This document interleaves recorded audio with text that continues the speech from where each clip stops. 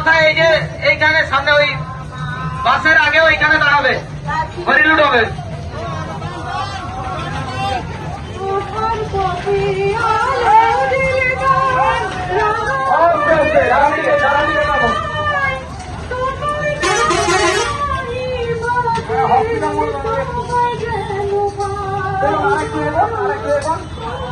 দাঁড়িয়ে যাও, দাঁড়িয়ে যাও, এখানে এখানে দাঁড়িয়ে যাও। বাস করিয়ে প্রশাসনকে বলছি, বাস